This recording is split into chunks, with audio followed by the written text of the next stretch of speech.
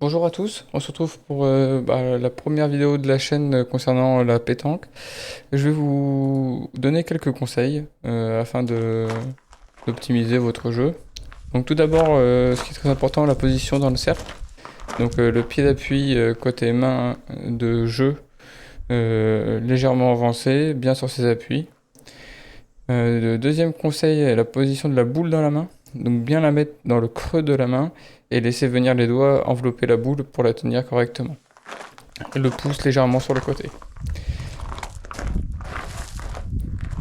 Pour troisième conseil, on va parler du balancier.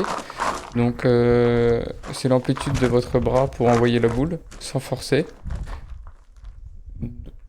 Essayez de la monter assez loin derrière et jeter la boule en fonction de la distance à laquelle vous voulez lancer, le bras plus ou moins haut. En essayant de ne pas forcer sur le bras pour avoir un mouvement qui soit le plus fluide possible. Comme vous pouvez le voir à l'écran. Que ce soit en pointant ou en tirant, la méthode du balancier est la même. Quelques exemples de tir. Il faut essayer de donner de la courbe aussi à la boule lorsque vous tirez. Bon, je ne suis pas le parfait exemple étant donné que j'ai un tir plutôt tendu. Malgré, malgré mon balancier qui a beaucoup d'amplitude. Ensuite, pour le point, moi ce que je vais vous donner comme principaux conseils, euh, tout d'abord, essayez de trouver une donne, donc c'est la surface à laquelle vous allez jeter la boule, plutôt propre et qui va convenir à votre geste. Pour les débutants, il vaut mieux privilégier, bon, même pour les joueurs expérimentés, hein, d'ailleurs, de faire des semi-portées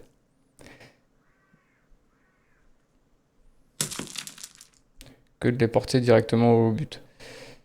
Euh, ou que de les faire rouler depuis vos pieds. Après, il faut s'adapter aussi en fonction du terrain. Là, je vais vous montrer en établissant une donne à mi-portée à peu près, où c'est qu'il y a mon pied.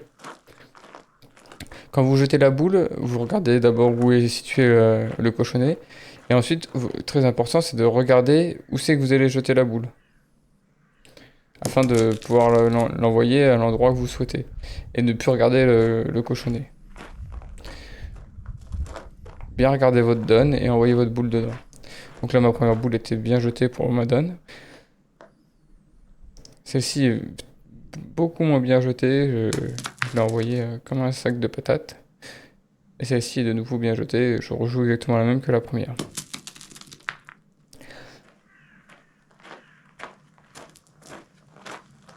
Là, on établit une nouvelle donne. Donc celle-ci sera 1 mètre devant le but. Donc là, on va porter nos boules. En les retenant, en mettant un petit effet vers l'arrière avec le poignet. Voilà, on voit que cette donne est très bonne également.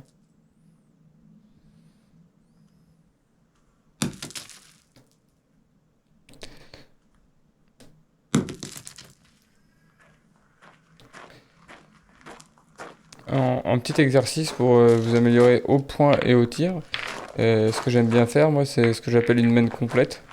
Donc, je vais pointer tout d'abord 3 boules.